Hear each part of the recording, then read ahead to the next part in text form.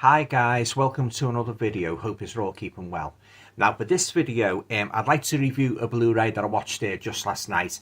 Now this is a movie that I've been meaning to check out for quite some time. So as I say, I finally got round to watching the Blu-ray last night. Now the movie was made in 2019, and it stars Hilary Duff, and the movie is called The Haunting of Sharon Tate. Okay then guys, I can't read you the synopsis at the back of this because it's in German, but I'll just basically talk to you like from memory, like and giving me thoughts on on the movie as a whole and a rating. Okay then guys, so no doubt most the majority of you will be familiar with the Charles Manson case, that happened in 1969, where Sharon Tate and a group of friends were killed inside the house in Cielo Drive. Yeah, very horrific case, very sad case. I don't want to go into that too much because it's just a horrible case. Yeah. Okay then guys, I'm just going to talk about how I think this film reflects the actual case. Right, so basically, yeah, it opens like with Sharon Tate, like in a black and white, played by Hilary Duff. Opens with her like talking about like her life and that basically, and she sort of like refers like it's just kind of like a premonition that she's going to have, that she's going to be killed, but there's some doubts as to whether they actually did say that in real life. It's open to all sorts of like conjectures and that, but they did claim that she did say it once in the news report. I don't know the full story of that yet. Okay, so that's the opening. So then the movie moves on then, showing Sharon like in the last couple of days of her life. She's just back at home at Cielo Drive, where her friends and that, Abigail Folger and the hairdresser Jay Sebring and that, and the Polish guy, yeah. So yeah, and so basically, yeah, just covers like a life there and that, in the last few days leading up to her death, and it's basically like it's basically kind of a fictionalized account of her like having these like nightmares and that. She wakes up screaming and that, in the middle of the night. There are quite a few dream sequences in this, guys, which to be honest, were quite annoying, and in any kind of movie, I don't like a lot of dream sequences. Quite horrific as well, because like the main murder, like the actual murder when they all burst into the house, that surprisingly is shown around about the middle of the movie. So yeah, so it's quite early at night, so it just leaves you wonder like what's going to happen next. Yeah, I'll try not to give too much away of it, guys. I'll just, if you want to see the movie yourself, I just sort of like I just like basically skim over the plot and that, and as I say at the end of the review, give you my thoughts on the rating. But yeah, it's basically, this is quite different, guys, to most of the other Sharon Tate, Charles Manson, murder films, in that like this focuses more on Sharon and her life at home and Cielo Drive with her friends and that, and she's preparing to have her baby and that, and you see her phoning Roman Polanski up and talking to him on the phone, and then like she just returned from making her very last feature film that it was called, 13 Chairs. That's a movie I've been trying to get for ages and I just can't get it anywhere. The only versions that exist are foreign language ones, so fingers crossed they might eventually bring it out with an English version. I know there are a couple of like sites where you can watch it online, but it's not in English, guys. Yeah. So as I say, she just returned from making a movie, 13 Chairs and that, and it's August 1969, and it's basically like it goes down a very weird path, guys, because like as I say, it shows Sharon having all these nightmares and that, seeing Manson in the house and, seeing figures outside the window. That just didn't happen. All that happened is they just burst in, they cut the, they sort of like cut the wires, the telephone wires, and they clambered over the gate. Well, of course, you'll know what happened if you're familiar with the case as much as I am. You'll know what happened in that very brutal murders and that, a very sad case. But yeah, this sort of like tried to do its own thing, really. Made it like a fictionalized account of basically what might have happened, but a lot of it was like it was a lot of untruths in it, guys. You've got like the scene, as I say, the setting where Sharon's in Cielo Drive and that, enjoying her home and that, and her friends and that. But then again, there's a part there where she's sort of like outside. I think she's sitting by the swimming pool, and she says, so I think it's an Abigail Folger. I think it's Abigail Folger. I don't want those two, meaning the other couple, it's in, the other friends. I don't want those two in the house much longer than that, they're basically getting on my nerves, basically. But she did, from everything I read, she didn't say such thing. Sharon was a very kind, gentle, sweet girl, and everybody gave her a good name. And her husband Roman Polanski, he spoke very highly of her. She didn't have a bad word to say about anybody. She was just a genuine, nice, sweet girl. And it's a great shame what happened to her. Yeah, but getting back to this movie, guys, this interpretation of the Sharon Tate murder case. Yeah. In parts, guys, I thought it was quite sick, to be honest, and that, and I think it did Sharon, to be honest, I think it did Sharon quite a disservice, and her family as well. And I do know that a sister, Deborah Tate, was very much against this movie. She said, like, basically what I'm saying, a lot of it was untrue. It's sort of like they put their own version of what they think, like, and he made it into a kind of a horror story and that. And I tell you what, guys, the scene in the slaughter in the living room and that, where they put the rope around the neck, and it is very, very brutal. It's quite it's quite harrowing to watch, and that the way they've done, because what they did, they employed CGI to make it all the more worse and that, But I won't reveal too much about that, just in case you haven't seen the movie. Yeah, but guys, I don't think I'll be keeping this one. I will say it did have a nice colour, lovely setting and that, it showed you like Hollywood and Cielo Drive and that, and Sharon's house, But yeah, Hilary Duff, like, she wasn't bad playing Sharon Tate in that, but as I say, the story, it was more a fault than she was, She does bear, as you can see, she does bear quite a close resemblance to Sharon, But yeah, and then they've done this weird thing as well, where, like if you know the story, Charles Manson paid a couple of visits to the house. It wants to see Terry Melcher about a record contract that had gone bad, and Manson was quite bitter about it. And that, so it did show you that part. Doris Day's son, he had the house before Sharon did, according to what I've read.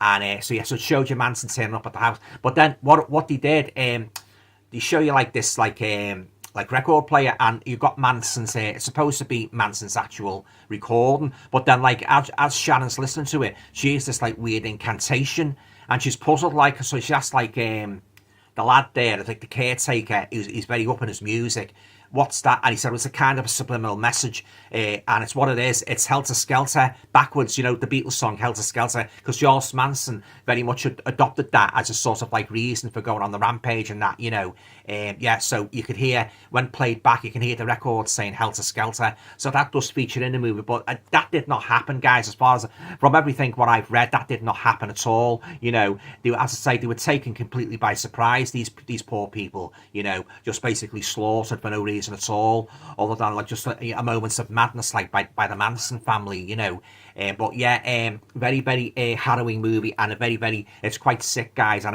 I don't think this really does, like, it doesn't really do much service to Sharon's memory, it's more of a horror movie, and I'm not the only one that thinks this, quite a few people, I've read reviews on YouTube, think this is, it's not a very good sort of like a tribute to Sharon. Like, there's a scene there, guys, as I say, very, very harrowing, the murder scene and that, but yeah, I didn't really care for it, guys, to be honest with you. So, yeah, I love Sharon Tate. I've got quite a few books about her. I thought she was a beautiful actress, lovely girl. It's a great shame what happened to her. I've got a couple of films like what I like, the Fearless Vampire Killers and that, and the Devil one she made in 1965.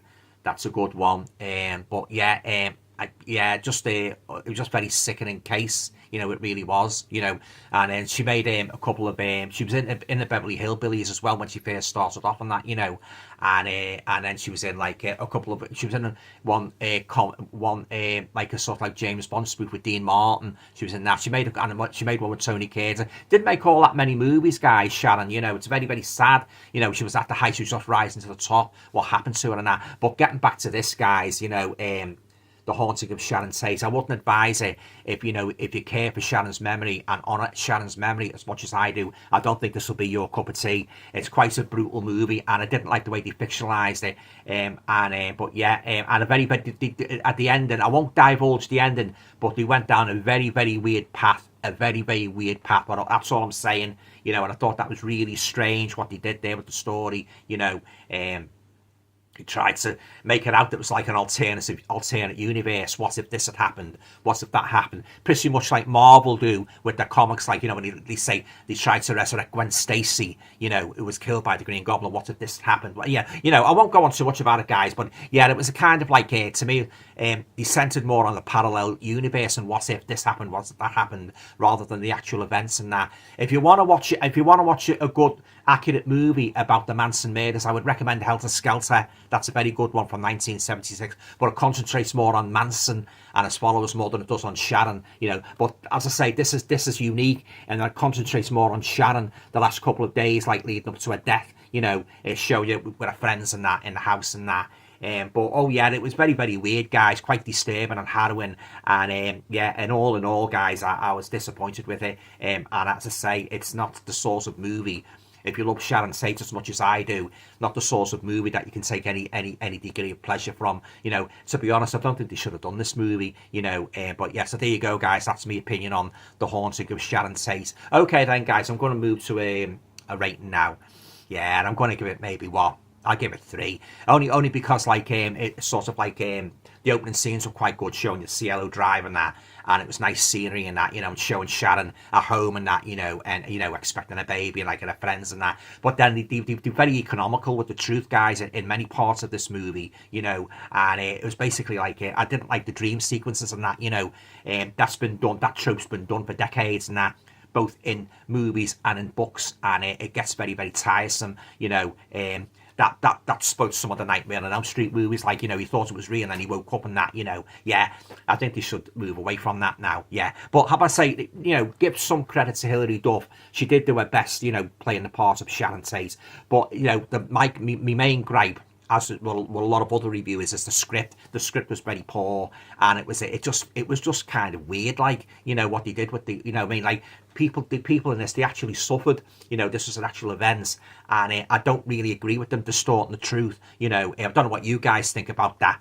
You know, distorting the truth and making it more horrifying, and that even more horrifying. Yeah, I think it's just basically just like, I think, in my opinion, I think it's just like exploitation. Yeah. Okay then, guys, I'm going to leave it there. Okay, have any of you guys seen The Haunting of Sharon Tate? What did you think of it? You share my opinion. That's a movie that should never have been made, to be honest. And what it did do, guys, as well as the movie, it interspersed it with actual footage, you know, newsreel footage of Sharon getting married and that, you know, and a couple of other instances as well, like the real Sharon Tate. I don't know why they did that, you know, because it didn't really seem to me to serve any purpose of this very, very, very dark, sick movie, you know. So I think they could have left that out as well. If you want to do a proper Sharon Tate movie, they just do a complete, like, a biography, you know, with all the facts and that, you know, rather than sort of like messing around with the truth and that, and leading. And you know, a lot of people that aren't familiar with this case, they most probably would think they would be misled and say, oh, that actually happened, eh? She was having all these nightmares and that, you know, she was waking up screaming and crying and shaking.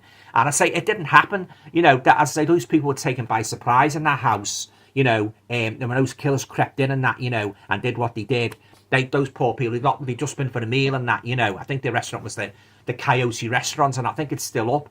But yeah, and you know, just enjoying the home and that, you know, and that happened, yeah. But yeah, as I say, guys, I wouldn't recommend this movie if you're a really avid Sharon Tate fan as much as I am. Yeah, I don't think it'll be your cup of tea. Yeah, but having said that, that's just my opinion. Okay then, guys, I'm going to leave it there. Yeah, usually, if you like the video, please feel free to share, subscribe, comments, and all going well.